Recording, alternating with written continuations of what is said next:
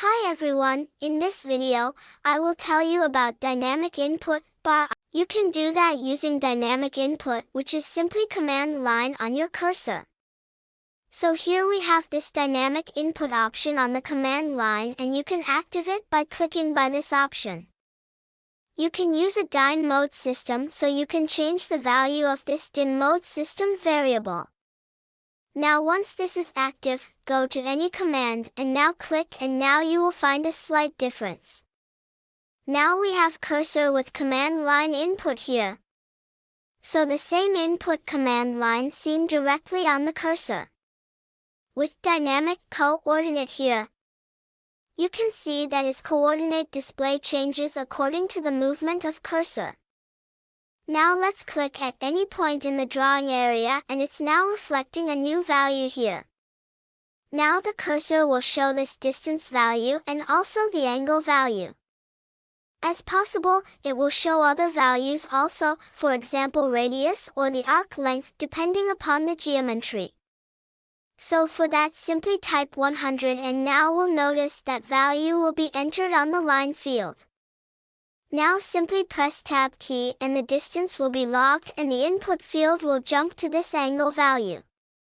Now enter the angle, which is 45, and press Tab again. Now press Enter and final geometry is here. So this is a little bit simple methods of making geometries.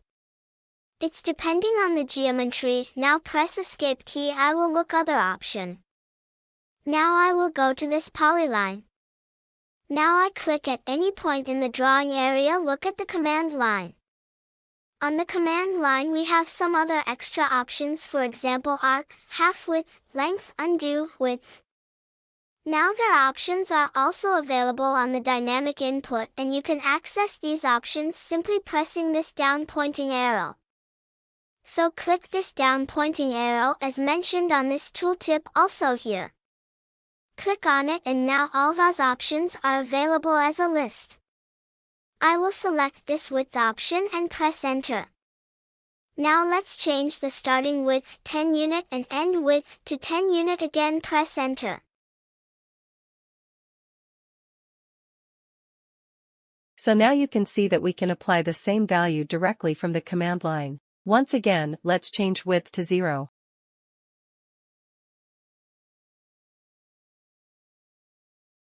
And we will get normal polyline. If this dynamic display to be visible at this drawing area, so you can hide is also temporarily by using F12 function key.